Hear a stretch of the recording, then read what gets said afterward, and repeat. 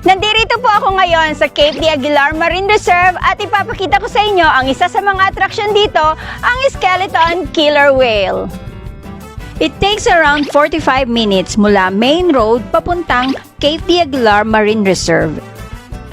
Nandito na tayo sa Cape de Aguilar Radio Station. Kung magta-taxi ka papunta rito, dito ka ibababa.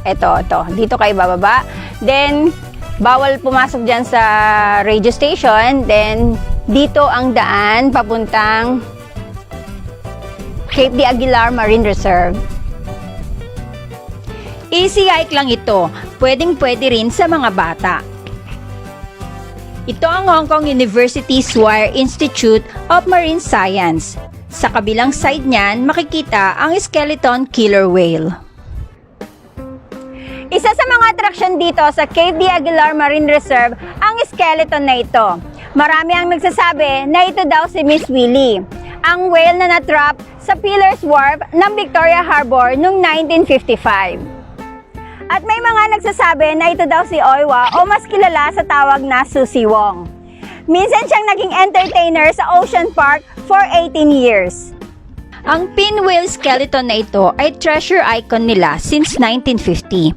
Kaya lang, noong 2018 ay na-damage ito ng Typhoon Mangkhut. Pwede ka mag-donate dahil may campaign sila to support the recreation of the whale's bone. At kahit sino pa ang whale na ito, ang mahalaga ay na-preserve at naingatan nila ang skeleton na ito. Alam niyo ba na may isa pang mahalaga, lalo na sa mga OFW na katulad natin? Yan ay ang mobile number na gamit natin. Dahil yan ang pangunahing contact sa atin ng pamilya at amo natin. Napakahalaga ng mobile number natin, lalo na sa panahon ngayon na yan ang ginagamit natin sa mga transaction natin katulad ng remittance, bangko, SSS, PhilHealth at marami pang iba. Kaya naman may offer ang Barkadaan sa SmarTone. Ito ang tinatawag na SIM swap or SIM switching, na ang ibig sabihin ay hindi ka na magpapalit ng number mo. Same number mo pa rin ang gagamitin mo. Kung hindi ka pa SmarTone user, mag-SIM switch ka na. Magbayad lang ng $96 at ma-enjoy mo ang 2 months unlimited internet. Sulit na sulit ka na dahil makakatipid ka ng up to $80 na pwedeng-pwede mong ipandagdag sa allowance o remittance ng pamilya mo. At hindi lang yan, kung bibili ka ng bagong SIM card ng Barkadaan sa SmarTone, ay ganun din. Pay ka ng $96 at ma-enjoy mo rin ang 2 months unlimited internet ng SmarTone.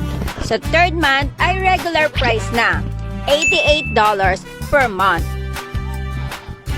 Kaya kung ang hanap mo ay mobile SIM card na maasahan, mag-SmarTone ka na dahil ito ang most used network dito sa Hong Kong. Napakaraming benefits para sa OFW na katulad ko. Kaya lipat na, SIM switch na sa SmarTone. Ito po si Lumira Cascasera, ang kunyang na driver pa ng HK. Don't forget to like, share, and subscribe to my YouTube channel. Bye-bye!